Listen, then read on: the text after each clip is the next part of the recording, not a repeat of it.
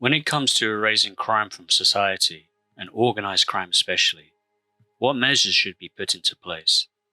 Should we extend these measures to ex-convicts too, despite them paying their debt to society?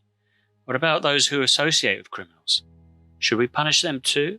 Or is there any risk of innocent people having their lives ruined as a consequence of this?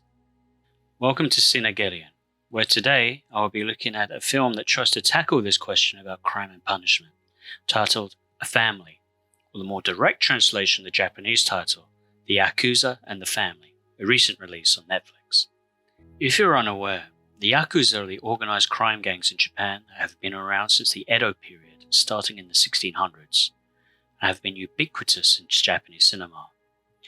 Portrayed as either murderous thugs, romanticized anti-heroes, or a combination of both, they're as much a staple of the cinema of Japan as historical samurai dramas are. Beat Takeshi and Takashi Miike are two of the more notorious directors known to revisit the Yakuza in their movies more than once, with features such as Boiling Point and Dead or Alive between them. Even in the West, there's an abundance of cartoonish representations of the Yakuza in films such as Tarantino's Kill Bill, Ridley Scott's Black Rain, even in a Wolverine movie, and there's a singular Yakuza member in the Robert Rodriguez scripted Predators. Something unknown to many outside of Japan, though, is the decline of the Yakuza in Japan. With dwindling membership numbers, breakups of Japanese crime families, and very strict laws that came into play during the early 2010s that curtailed Yakuza activity. From around 2011 is when the Yakuza exclusion ordinances came into play. These laws aim to harm the Yakuza by cutting their links to ordinary civilians and consequently their sources of income. If the Yakuza aren't able to perform business with others, how can they stay afloat? The philosophy of the ordinances can be summarized as shifting the strategy from the police versus the Yakuza to society versus the Yakuza. More concretely, the ordinances were passed to punish any citizens doing business with the Yakuza, with the level of severity differing between different prefectures, some going as far as imprisoning those dealing with the Yakuza in any way. As a consequence, the estimated number of active Yakuza members in Japan has been dropping from an estimated 80,000 plus in 2006 to just above 15,000 known members left. This societal trend has been largely ignored in fiction, and films and anime still depict the Yakuza as an ever-present, malevolent force in Japan's society. That is, up until now with A Family. A Family unapologetically paints this modern situation for the Yakuza in Japan. Directed by Michihito Fuji and starring Go Ayano in the main role, A Family is a more realistic portrait of the Yakuza in modern Japan and their place within it. The story starts at the end of the 90s, with our main protagonist Ken, with bleached hair arriving at his father's funeral. Ken is one of those street punks who lives for today and does not care for tomorrow. A ball of fury with no feeling of obligation nor courtesy to anyone except his crew who he runs with. There's one scene where Ken and his friends are spending some money they stole from a gang in a restaurant, and Oyabun, that is, the patriarch of a Yakuza family, enters the same restaurant. Shortly after, a rival gang comes in with knives to try and attack the old man. Ken steps in and takes out the attackers. Not because he wants to help the people being attacked, he just felt that the situation was too noisy. He simply wanted to enjoy his food in peace.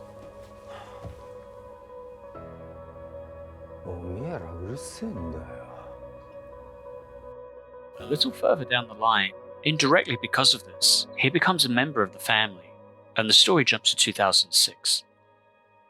We see how Ken lives in 2006. A respected lieutenant. He lives well, and even though he seems more restrained than his teen self, he's still 100% crazy. This part of the story doesn't try to frame Ken as misunderstood or a victim for society. His actions telegraph loud and clear that even if he is kind to the local kids and a bit of a smooth player when it comes to women, he is still like a dangerous dog and is not to be considered a hero at all. Some events lead to Ken being locked up, and saving us from a potential prison movie, the film jumps 14 years later to Ken's release. This is where the film really wants to show the change of Japanese society from 15 years previous. Ken finds that things are very different and is told about the laws that came into play since he went away, making him somewhat a fish out of water. He comes to find out his old family's numbers are decimated, and the organization is dwindling to a few of his older brothers, with people his own age mostly have quit and went straight while he was inside. As for what the group does to make money, it is shown that this crime family who wielded money and power 15 years ago have been reduced to trying to fish for tiny eels on the beach with nets by hand at night, and even dealing drugs out of desperation. Even with simple things in everyday life, Ken finds out that he can't buy his own mobile phone due to the strict laws. When trying to meet with some of his old friends, they agree to do it behind closed doors, as any public association with him wouldn't just lead to merely being ostracized by society, met with a couple of tuts and shaken heads, but under the laws mentioned, they may well completely ruin their lives. As opposed to his younger self, Ken is calmer and more measured, and is sympathetic to his old friends. He even gets a job as a waste disposal man just to get his life back on track, after resigning from the Yakuza. Regardless, many linked to Ken upon his release are punished by the punitive laws.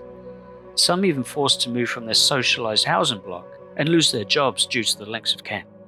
This is where a family doesn't just paint a portrait of Ken and the struggles of those immediately around him, but it shows the viewer the darker side of Japanese shaming culture. For example, when Ken's old lover is exposed as hanging around with him, her colleagues at work not only treat her like some kind of social leper, but despite working with her as a colleague for some time, extend no sympathy, no support after she loses her job. One of the questions the film really presents the audience is, why are we doing this to the people who have moved on, pay their debt to society, and also punish those trying to help them reintegrate? It juxtaposes these laws and the treatment of ex-Yakuza members while highlighting the next upcoming generation of young, loosely affiliated style street gangs, known as Hangure, coming in to fill the gap left by the Yakuza. Spoiler alert, but this is not a film with a happy ending, although I strongly recommend you take a look for yourself. As for the director, Michihito Fuji, I didn't think I had seen anything by him until now, but it turns out he did some episodes for the charming Samurai Gourmet, a show about an elderly man and his internal dialogue when sampling the different restaurants around town, as far as you could get from Yakuza drama. He's also made the interestingly titled The Brightest Youth in the Universe and the less excitingly titled The Journalist. Regardless of title, both are definitely now on my to-watch list after seeing A Family. The performances from the cast are powerful, especially with Hayato Isomura playing the grown-up Tsubasa, who Ken used to look out for when he was a kid but turned into a hangure when Ken was locked up.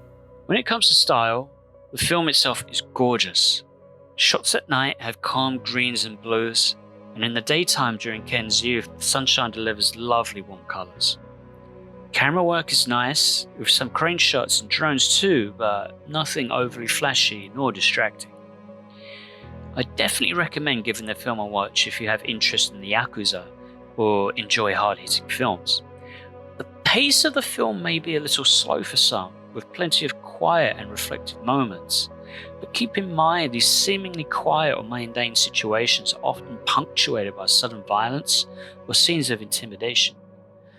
These kind of sudden shifts in tone bring to mind some of the stuff Tarantino does best.